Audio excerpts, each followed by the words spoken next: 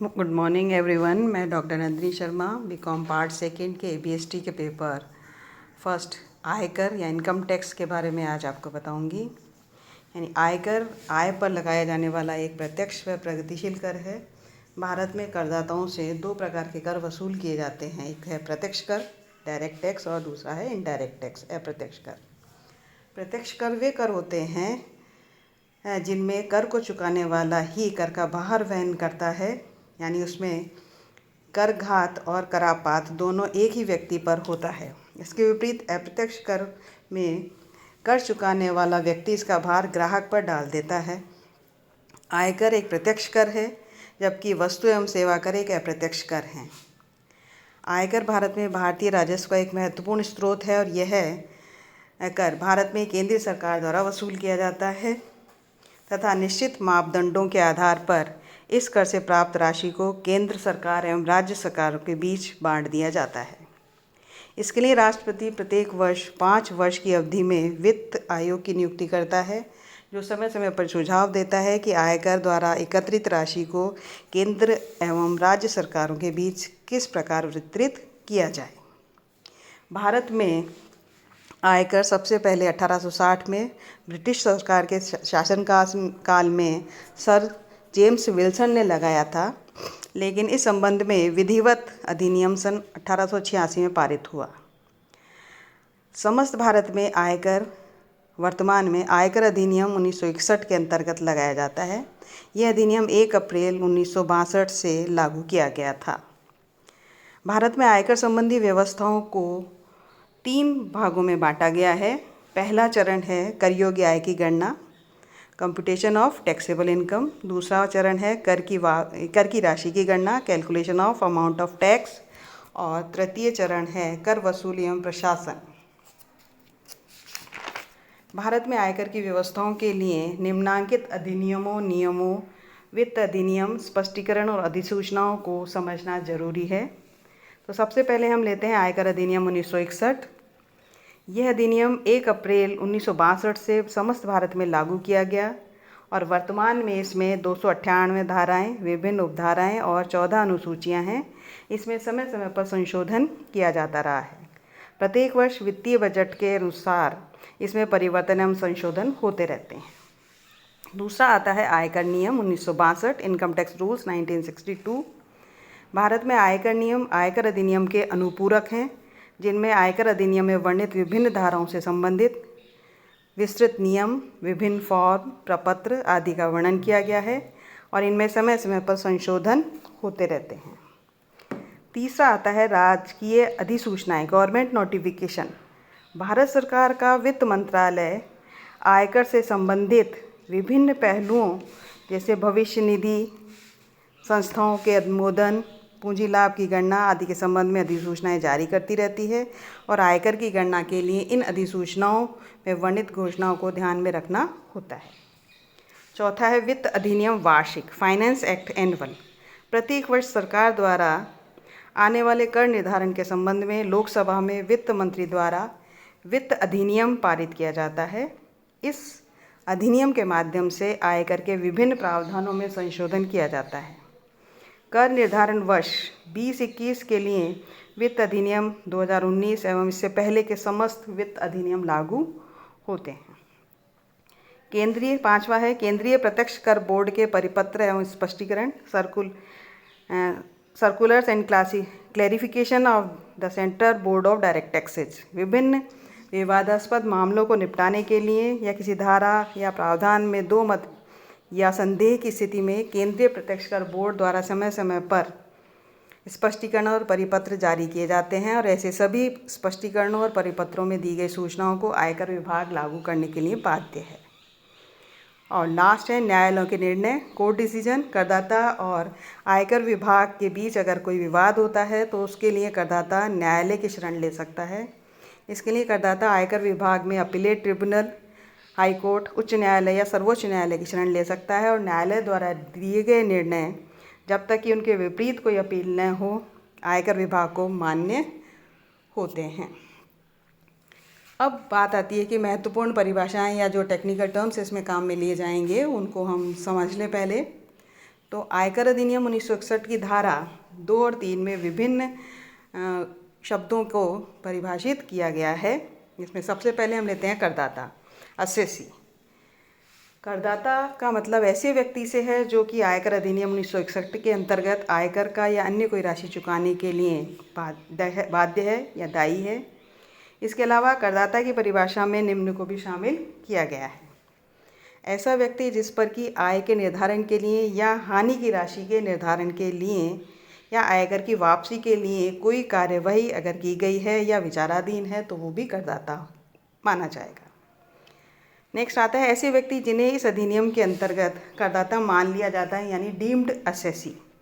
जैसे यदि किसी व्यक्ति या किसी करदाता की मृत्यु हो जाती है और उसके मृत्यु के उपरांत उसकी आय उसके वैधानिक उत्तराधिकारी को प्राप्त होती है, तो वैधानिक उत्तराधिकारी उस मृतक की आय पर कर देने के लिए करदाता मान लिया जाता है।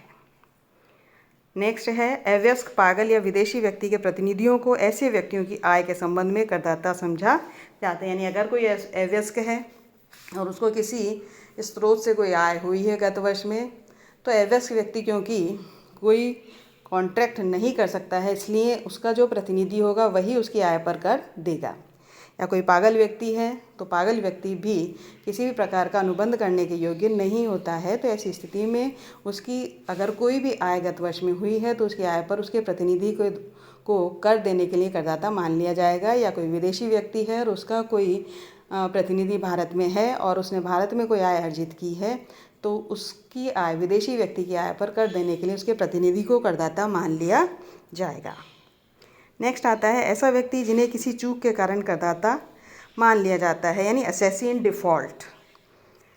यानी करदाता का कोई दायित्व था और अगर करदाता ने वो दायित्व पूरा नहीं किया तो उसको पूरा नहीं करने की वजह से उसको किसी दूसरे की इनकम पर कर देने के लिए करदाता मान लिया जाता है। जैसे लाभांश, बीमा, कमीशन, वेतन आदि का भुगतान करते समय भुगतान करने वाले का ये दायित्व बनता है कि वह आयकर की निर्धारित दरों से आयकर काटकर शेष राशि का भुगतान उसके प्राप्तकर्ता को दे। और यदि आयकर काटे बिना ही किसी ने भुगतान कर दिया है तो इस स्थिति में भुगतान करने वाले व्यक्ति को गलती के कारण, चूक के कारण करदाता मान लिया जाएगा। अब दूसरी टर्म आती है व्यक्ति। यानी वैसे तो हम व्यक्ति को नॉर्मल उसमें लेते हैं कि जो हम जैसे लोग हैं वही व्यक्ति हैं, लेकिन आयकर अधिनियम में व्यक्ति को भी परिभाषित किया गया है और उसमें निम्न को शामिल किया गया है। इसमें सबसे पहले आता है एक व्यष्टि, एन इंडिविजुअल, यानी एक प्राकृतिक प्राणी से है जो अस्तित्व में है, जैसे स्त्री कोई या कोई पुरुष, तो वो इंडिविजुअल माने जाएंगे इनकम टैक्स के पर्पज़ से। नेक्स्ट है एक हिंदू अविभाजित परिवार, हिंदू अनडिवाइडेड फैमिली। तीसरा है एक कंपनी। चौथा एक फर्म। पांचवा है व्यक्तियों का समुदाय या व्यष्टियों का समूह। नेक्स्ट है स्थानीय सरकार या सत्ता, लोकल अथॉरिटी, जैसे पंचायत समिति, नगर पालिका, नगर परिषद, नगर निगम, ये सब भी आयकर के अधिनियम के अंतर्गत व्यक्ति की श्रेणी में शामिल किए गए हैं। और नेक्स्ट एंड लास्ट है अन्य कृत्रिम व्यक्ति, आर्टिफिशियल पर्सन। ऐसी तात्पर्य ऐसी संस्थाओं से है जो अप्राकृतिक होते हैं किंतु उनका अस्तित्व होता है। इनका प्रबंधन प्राकृतिक व्यक्तियों द्वारा ही होता है। भगवान, देवी देवता आदि श्रेणी में आते हैं। इसके बाद नेक्स्ट टर्म आती है कर निर्धारण वर्ष, असेसमेंट ईयर। यानी आयकर अधिनियम की धारा 2 उपधारा 9 के अनुसार कर निर्धारण वर्ष का अभिप्राय उस अवधि से है जो कि 1 अप्रैल से प्रारंभ होकर अगले 31 मार्च को समाप्त हो। तो कर निर्धारण वर्ष 2021 जो कि 1 अप्रैल 2020 से प्रारंभ होकर 31 मार्च 2021 को समाप्त होगा, वर्तमान में यही कर निर्धारण वर्ष चलेगा। कर निर्धारण वर्ष के बाद नेक्स्ट है गत वर्ष, प्रीवियस ईयर।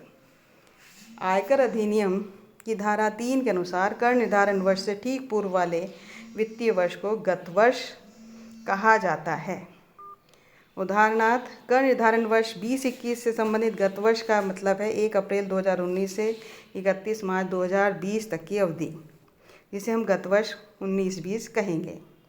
और यदि नया व्यापार प्रारंभ किया गया है या आय का नया साधन अस्तित्व में आता है तो जिस दिन ऐसा होगा उस दिन से वित्तीय वर्ष की समाप्ति तक की अवधि गत वर्ष की अवधि होगी। अब आयकर अधिनियम के अंतर्गत एक सामान्य नियम है कि गत वर्ष की आय पर संबंधित कर निर्धारण वर्ष में कर लगता है। लेकिन इस नियम के कुछ अपवाद हैं। अपवाद यानी ये होगा कि जिस वर्ष कोई व्यक्ति आय अर्जित करेगा उसी वर्ष उस आय पर उसे टैक्स देना होगा। इसमें लेते हैं कि एक अनिवासियों की समुद्री जहाज द्वारा व्यापार से आय, भारतीय बंदरगाह से सामान, पशु, डाक, यात्री आदि को ले जाने या लाने ऐसे माल के लिए अगर किसी अनिवासी व्यक्ति को कोई आय प्राप्त हुई है भारत में, तो उसकी प्राप्त या प्राप्य राशि का 7.5% जहाज के मालिक की कर योग्य आय मानी जाएगी, जो कि अनिवासी है, और उसी पर उसको कर देना होगा। तो जिस वर्ष वह भारत में उपार्जित करेगा उसी वर्ष उस जहाज का मालिक का यदि कोई भारत में एजेंट नहीं है तो उसी वर्ष जितनी आय उसने अर्जित की है उस पर उसे उसी समय टैक्स देना होगा। नेक्स्ट है भारत छोड़कर जाने वाले व्यक्ति की आय। यदि कोई व्यक्ति हमेशा के लिए भारत छोड़कर जा रहा है और उसका वापस भारत आने का इरादा नहीं है, तो जिस वर्ष वह जा रहा है उस वर्ष तक उसने जितनी भी आय अर्जित की है उस आय पर जाने से पहले उसे भारत में कर का भुगतान करना होगा। तीसरा है ऐसे निकाय जो अल्प अवधि के लिए स्थापित किए गए हों, तो ऐसे गत वर्ष जिसमें वे अपना कार्य समाप्त कर रहे हों उसी वर्ष में अर्जित आय पर उसे कर देना होगा। अगर कोई निकाय शॉर्ट टर्म के लिए बनाया गया है और वो समाप्त हो रहा है, तो जब वो समाप्त हो रहा है या वो उस निकाय को बंद किया जा रहा है तो उसी समय उस पर जितनी उसने आय अर्जित की है उस पर उसे टैक्स देना होगा। कर बचाने के लिए संपत्ति का हस्तांतरण। यदि कोई व्यक्ति कर की चोरी के उद्देश्य से अपनी संपत्ति अन्य व्यक्ति को हस्तांतरित करता है और ऐसी स्थिति में आयकर अधिकारी आयकर का निर्धारण उस पर तुरंत ही कर देता है जब आयकर अधिकारी के नॉलेज में ये बात आती है।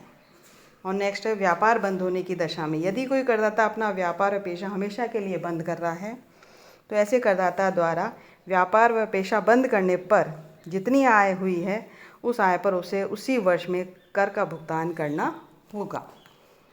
तो ये कुछ टेक्निकल टर्म्स थी जिनको मैंने आपको समझाया। अब नेक्स्ट हम अगले वीडियो में